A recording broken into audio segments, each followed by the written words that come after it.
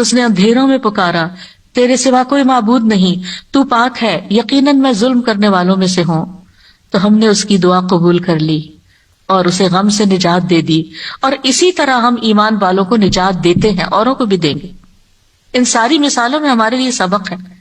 ہمارے حالات کتنے بھی تنگ ہوں، ہم کتنی بھی پریشانی میں ہوں، لیکن پیغمبروں سے زیادہ پریشانی ہم پر نہیں آئی۔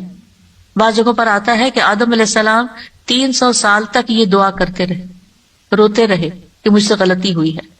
بالآخر رب نے ان کو کلمات سکھائے اور پھر دعا انہوں نے مانگی اور ان کی نجات ہوئی۔ بعض اوقات آزمائشیں لمبی ہو جاتی ہیں، لیکن ہمیشہ یقین رکھیے کہ رب سنتا ہے، وہ ضرور سنے گا، وہ کبھی بھی مجھے محروم نہیں کرے گا۔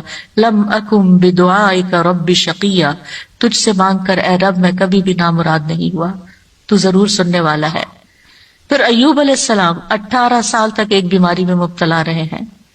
وَأَيُّوبَ إِذْ نَادَى رَبَّهُ أَنِّي مَسَّنِيَ الضُّرُّ وَأَنْتَ أَرْحَمُ الرَّاحِمِينَ فَاسْتَجَبْنَا لَهُ فَكَشَفْنَا مَا بِهِ مِنْ ضُرٍّ وَآتَيْنَاهُ أَهْلَهُ وَمِثْلَهُمْ مَعَهُمْ رَحْمَةً مِّنْ عِنْدِنَا وَذِكْرَىٰ لِلْعَابِدِينَ۔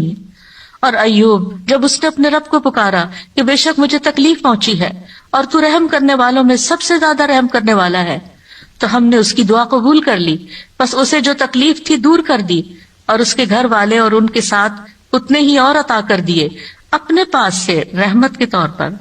ان لوگوں کے لیے یاد دہانی ہے یہ جو عبادت کرنے والے ہیں۔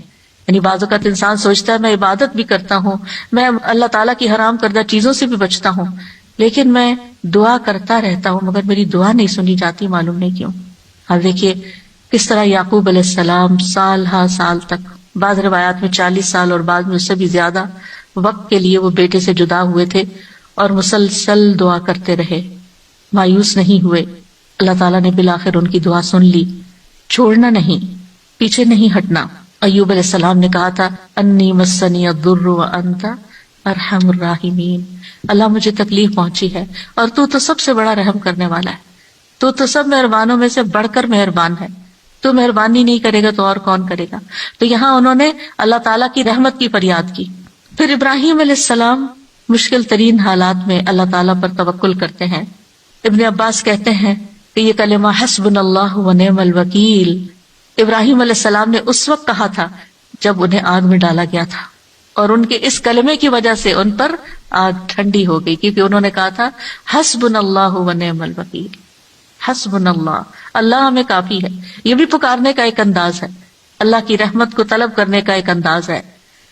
اور ان کے اس کہنے پر اللہ سبحانہ وتعالیٰ نے کیا فرمایا، قلنا یا نار کونی بردا وسلاما علی ابراہیم، اے آگ تو ابراہیم پر سراسر ٹھنڈک اور سلامتی والی بن جا۔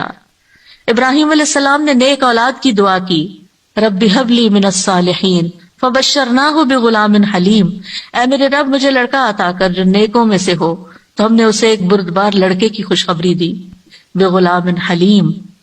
ایسا نہیں ہوا کہ ابراہیم علیہ السلام نے ادھر دعا کی اور ادھر ان کو اسحاق اور اسماعیل علیہ السلام مل گئے۔ انتہائی بڑھاپے کی حالت میں جا کر بہت سالوں کے بعد دعا قبول ہوئی، لیکن قبول ہوئی۔ ہمارے لیے اس میں سبق یہ ہے کہ مانگتے رہیں چاہے سال ہا سال گزر جائیں۔ اور پھر وہ کہتے ہیں الحمدللہ الذی وہب لی علی الکبر اسماعیل و اسحاق ان ربی لسمیع الدعاء، سب تعریف اس اللہ کی ہے جس نے مجھے بڑھاپے کے باوجود اسماعیل اور اسحاق عطا کیے، بے شک میرا رب تو بہت دعا سننے والا ہے۔